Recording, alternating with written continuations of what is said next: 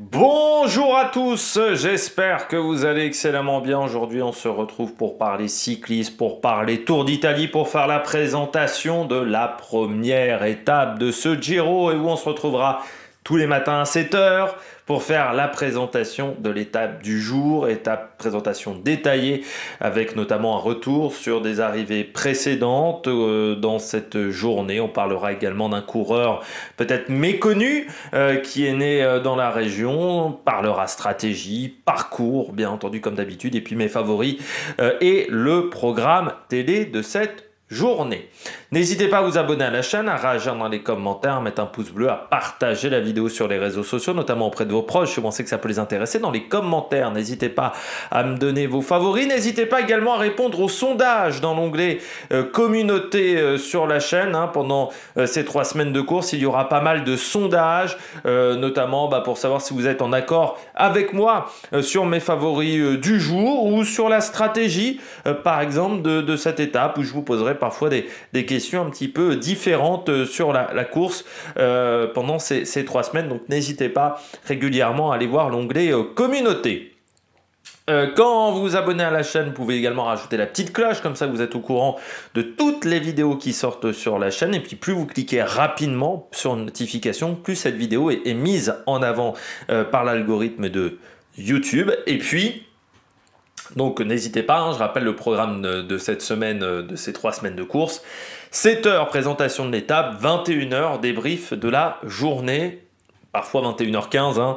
Vous savez que ma connexion internet est un petit peu aléatoire, on est au plein milieu de la campagne, donc c'est pas toujours facile. Et puis si vous avez les moyens et que vous voulez soutenir mon travail, eh bien vous pouvez faire un super thanks et je remercie les gens qui le font. On commence tout de suite avec cette étape, une première étape qui va être un début musclé. C'est pas du gâteau, comme on pourrait dire, du côté de cette mise en jambe, parce que ça va être sacrément musclé, avec quand même 1854 mètres de dénivelé positif. C'est, alors techniquement, seulement la 17e étape du côté du dénivelé positif, mais l'étape est courte, elle ne fait que 140 km, donc ça va être tout de suite musclé. On va avoir 1 heure de course, grosso modo, pour se mettre dans le rythme. Les 40-45 premiers kilomètres sont plutôt plats, donc ça va permettre de se mettre dans le rythme, et puis ensuite, derrière, on attaque, on enchaîne sur les 100 derniers kilomètres, avec quelques zones de transition, mais qui seront quand même assez peu importantes, et puis surtout, plus on se rapproche de l'arrivée, moins on aura de zones de transition entre deux difficultés. C'est pas la meilleure étape pour les moteurs diesel. C'est-à-dire que pour les coureurs à la Almeida, c'est pas le bon jour de course. Vraiment, il va falloir tout de suite trouver le rythme, trouver le bon rythme de pédalage. Et si on n'est pas dans un gros jour, c'est déjà une étape où on peut perdre facilement 1 minute 30, 2 minutes, ce qui peut vous mettre en grande difficulté d'ores et déjà du côté du classement général, surtout si vous n'êtes pas bon sur le contre-la-montre, parce que ça, il faut le prendre en compte. Moi, je pense que la plupart des sprinteurs ne passeront pas. Il faudra peut-être se méfier quand même d'un Binyam Girmay sur ce registre-là, mais je pense que la plupart des sprinteurs auront du mal sur cette étape. Et puis le rajout par rapport à l'annonce du parcours, il y a maintenant quasiment 8...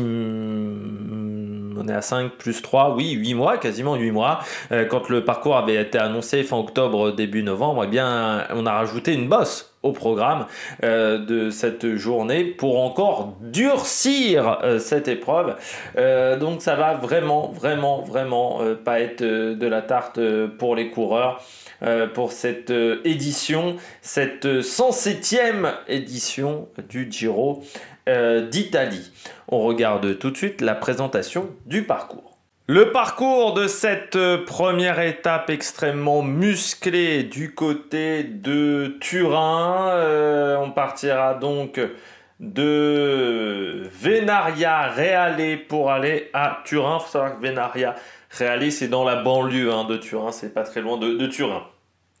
Début de journée plutôt tranquille, voilà, on voit sur la première heure de course Donc, je pense qu'on n'aura pas trop de soucis pour avoir la première échappée, parce qu'on ne sera pas très loin du Pau, notamment, qui est la rivière autour de Turin. Et puis on aura la première montée du jour, le Barzano San Pietro. Ça sera la première montée, pas très compliquée. Un passage à 6% pendant 600 mètres. Bon, c'est une montée de 4e catégorie qui permettra aux coureurs de se mettre en jambe un petit peu, de voir si les vitesses passent correctement avant le programme qui sera bien plus chargé sur la suite des 100 prochains kilomètres. Sprint intermédiaire à Moriando Torinese.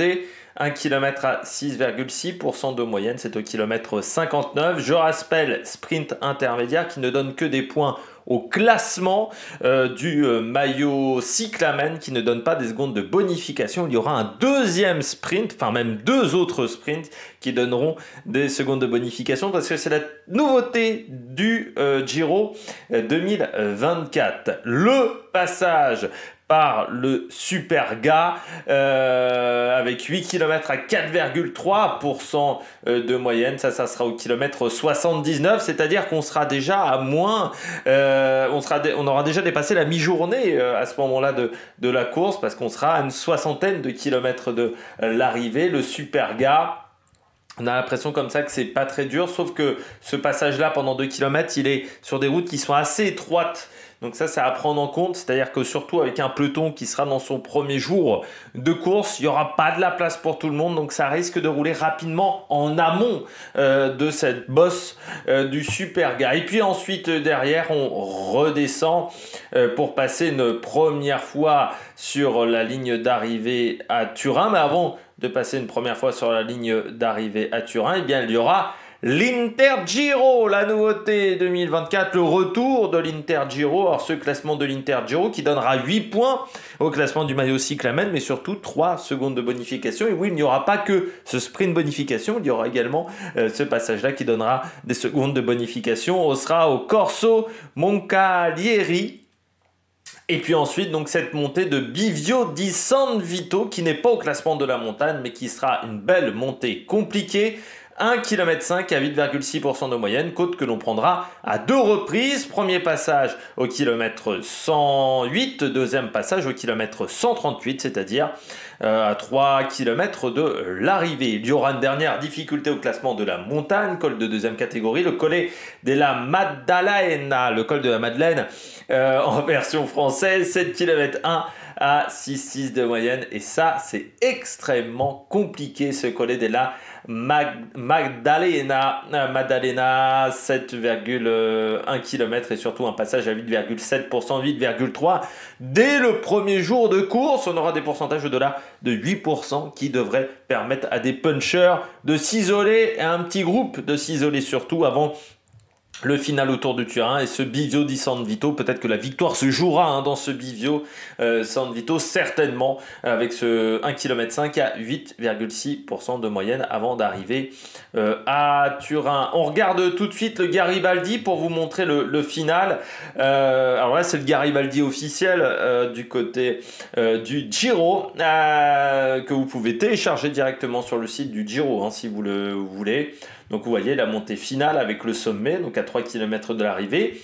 Une descente rapide qui nous emmènera du côté de Turin. Les organisateurs qui nous disent que ce montée du Colle San Vito, c'est pas un collet, vers San Vito, eh bien caractérisé par des passages à 16% au maximum selon les organisateurs, et le dernier virage se fait à 500 mètres et on a une route complètement large avec un beau tarmac de 8 mètres, c'est ce que nous indique, 8 mètres de large pour les organisateurs, donc pas de souci. Du côté de l'arrivée, on regarde les 5 derniers kilomètres.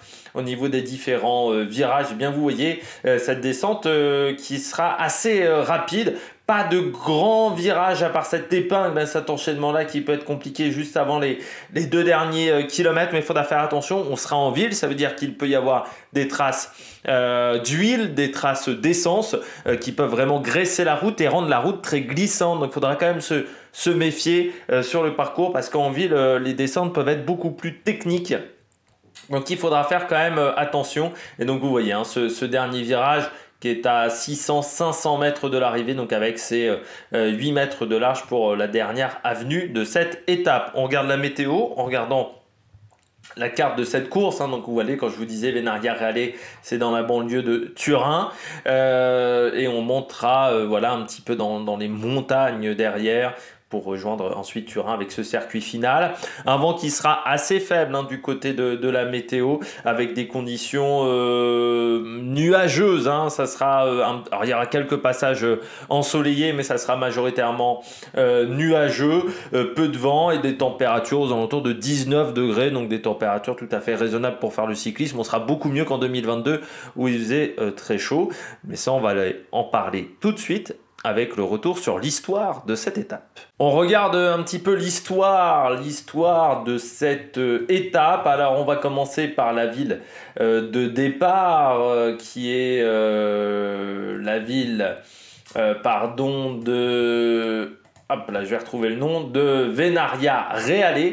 Alors cette ville qui a la particularité d'avoir déjà connu un début de Giro, c'était en 2011, c'était un contre-la-montre par équipe à l'époque, et ça s'était plutôt bien passé pour l'équipe HTC Highroad, hein, qui était une équipe très performante dans ce domaine-là. Ça avait permis à Pinotti de prendre le maillot rose. C'était même un peu Cavendish qui lui avait donné ce maillot rose dans cette équipe. Pinotti, qui était un équipier, hein, très souvent utilisé par Cavendish. Il avait le rôle souvent de rouler derrière les échappés. Donc il faudra donc c'était voilà une course qui avait bien convenu à Pinotti. Derrière on avait eu la Radio Shack, qui était autour de Popovic et de Robert Hunter, devant la Omega Pharma Lotto, qui avait pris la troisième place de ce contre-la-montre par équipe. On a eu aussi une autre étape qui partait de Venaria Reale et qui, elle, a eu un impact sur le Giro bien plus important. C'était en 2018 avec l'étape numéro 19 de cette 101e édition du Giro. On partait de Venaria Reale pour arriver au Jaffero, à Bardonecchia précisément. Et là, c'était l'étape qui avait permis à Chris Froome de se relancer dans ce Giro qui n'était pas forcément évident pour lui jusqu'à ce moment-là, et qui lui avait permis de prendre la tête du général grâce à un raid solitaire de 80 km avec son équipe, qui avait décidé de mettre en route extrêmement tôt dans la journée, d'une journée où il y avait 5200 mètres de dénivelé positif. Il s'était imposé devant Carapaz et Thibaut Pinot. Miguel André Lopez avait pris la 4e place. Tom Dumoulin avait fini 5e de cette étape avec un énorme Chris Froome sur cette journée. Et puis on se souvient surtout de Simon Yates qui avait complètement craqué, le Britannique, et qui avait fini à plus de 35 minutes. Thibaut Pinot, lui, abandonnera ensuite, hein, ce Giro. Ça sera là aussi un traumatisme pour le Français, ce Giro 2018, qu'il abandonnera la veille de l'arrivée, hein, du côté de Cervinia, et ça sera un traumatisme pendant très longtemps. Du côté de Turin, alors là, Turin, on en a connu, hein, des arrivées et voire des départs de Giro du côté de Turin, notamment le Giro 2021 où il y avait eu un contre-la-montre remporté par Filippo Ganna, qui avait été impressionnant ce jour-là au niveau de ses trajectoires, hein. Il avait pris vraiment des trajectoires tendues. Alors la particularité de Turin, c'est qu'on a eu à la fois des départs de Giro, des grands départs de Giro qui partaient de Turin, et également des grands finales de Giro, notamment Niklas Arm qui s'était imposé sur la dernière étape en 2016.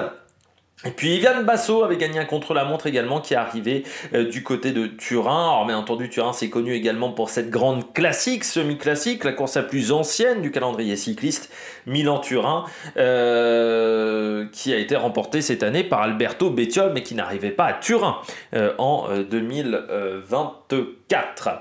Si on regarde également la montée de cette journée, eh bien la montée du super Ah pardon, excusez-moi, je suis un petit perdu. Du Colle della Maddalena. Eh bien, il a été pris notamment sur l'étape 14 du Giro 2022. Comme le Colle di Superga. Alors cette étape du Giro 2022 qui avait été une boucherie pour les coureurs déjà parce que c'était une étape qui était aussi assez courte, 146 km, c'était la 14e étape, on était en milieu de course, à ce moment-là c'était Juan Pedro Lopez qui était en tête du classement général et il y avait eu énormément d'attaques dans cette journée et puis surtout la Bora qui avait décidé de mettre en route assez loin de l'arrivée. Alors on pensait à ce moment-là peut-être qu'il voulait protéger le maillot bleu de Kemna, pas du tout, c'était pour Jane Lay et il y avait une démonstration de la Bora, notamment avec Emmanuel Bourman, notamment avec Jane Lay, qui avait failli finir le travail et puis il n'avait pas réussi à devancer Carapaz, il n'avait pas réussi surtout à devancer Simon Yates qui était revenu de l'arrière pour gagner cette étape, une étape qui avait été une boucherie parce que je voulais rappeler l'écart avec le 10e de cette journée qui était Juan Pedro Lopez, 4 minutes 25, un Guillaume Martin avait fini à 9 minutes 37 dans cette étape et vous aviez des coureurs, notamment Valverde, qui avait perdu toute chance pour le général sur cette étape, il avait fini extrêmement loin, je ne sais même plus combien de il avait fini, Alejandro Valverde, mais ça avait été une hécatombe, et une hécatombe aussi parce qu'il y avait eu des fortes températures, c'était les premières chaleurs de cette épreuve, on avait dépassé les 30 degrés, l'air était vraiment étouffant dans Turin sur cette journée. Valverde, il avait perdu 8 minutes ce jour-là. C'était vraiment une étape extrêmement difficile pour le coureur espagnol. Donc voilà un petit peu le résumé si on devait faire des différentes étapes, des différents lieux marquants de cette journée, en sachant que cette montée également du Colle di Superga qu'on va prendre aujourd'hui, eh bien il y avait eu une arrivée du Giro 1958, l'étape numéro 4 qui avait été remportée par Federico Bahamontes ce jour-là. Bahamontes qui avait battu Charles Higo, le luxembourgeois, et Jesus Lorogno, qui était un espagnol. Louison Bobet avait fini 9e de cette étape. Allez, on poursuit avec le coureur du jour. On va parler d'un coureur turinois. On va parler de Giovanni Visconti. Alors, je ne sais plus si j'en avais déjà parlé de Giovanni Visconti dans un précédent Giro. Giovanni Visconti, carrière qui s'est déroulée de 2005 à mars 2022.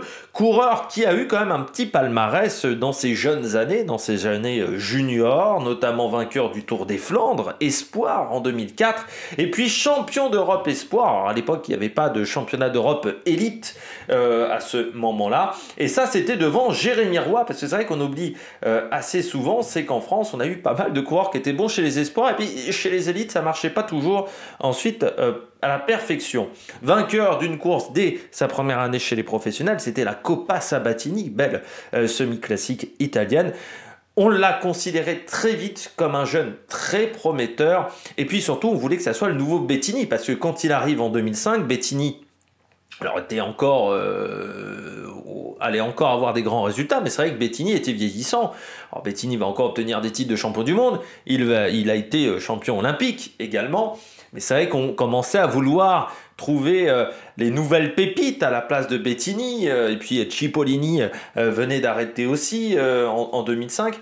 Et la comparaison avec Bettini, elle va encore augmenter lorsqu'il va aller à la Quick Step. Et du côté de la Quick Step, ça ne sera pas forcément des résultats exceptionnels, c'est-à-dire qu'il n'arrivera jamais à dépasser Bettini.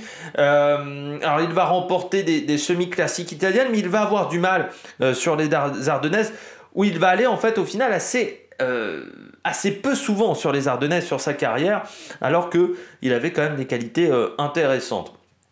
On lui reprochera également à Giovanni Visconti, c'est après son passage à la Quick Step, de redescendre en deuxième division, c'est-à-dire de se contenter des semi-classiques italiennes. Certains suiveurs diront Visconti, oui, coureur qui se contente des semi-classiques italiennes, qui n'a pas beaucoup d'ambition au niveau de sa carrière. Il va quand même remporter 3 titres de champion d'Italie, et puis sur le Giro, course qui nous intéresse bien entendu sur ces 3 3 semaines, eh bien, il gagne 2 étapes et il est maillot rose pendant 8 jours en 2008. Et en 2011, il est déclassé de l'étape 17, battu au final par Formolo dans un sprint qui était houleux entre les deux. En 2015, il va remporter le maillot de meilleur grimpeur. En 2016, il termine 13e du général de la course, qui est son meilleur classement sur cette épreuve de 3 semaines. Et en fin de carrière, il va être équipier de Nibali du côté de la Bahreïn. Et puis, il file ensuite en Italie du côté d'une équipe qui était la Bardiani, qui existe toujours même, où il va finir ces 2 années, ces 2 dernières années de carrière. Il arrêtera après un abandon sur Tirreno Adriatico. Il dira stop après un abandon lors de la 2e étape de Tirreno Adriatico. Il dira voilà, je n'y arrive plus, je n'arrive plus à prendre de plaisir sur le vélo, je n'arrive plus à apporter suffisamment sur le vélo. On passe désormais à la stratégie de cette étape. Moi, je pense que du côté de la stratégie, on aura une échappée. Je pense avec 5 à 7 coureurs qui arriveront à partir dans le début d'étape. Et puis certains coureurs voudront se dire, peut-être qu'en anticipant, peut-être que Pogacar ne voudra pas rouler sur moi, peut-être qu'on me donnera le maillot rose. Sauf que c'est un maillot rose.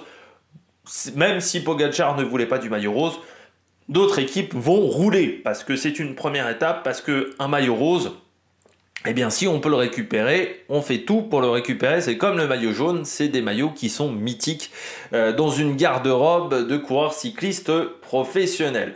Alors dans le final, moi je pense que l'échappée va être prise assez tôt parce que je pense que ça va commencer à rouler très très fort derrière. Et puis certains leaders voudront se tester sur cette étape, se tester avant l'étape numéro 2. Et puis il y a beaucoup de leaders qui n'ont pas couru depuis un mois. Donc il y a un moment, tu as envie, quoi. T'as un peu, tu penses au Giro depuis un mois, voire 8 semaines peut-être pour certains.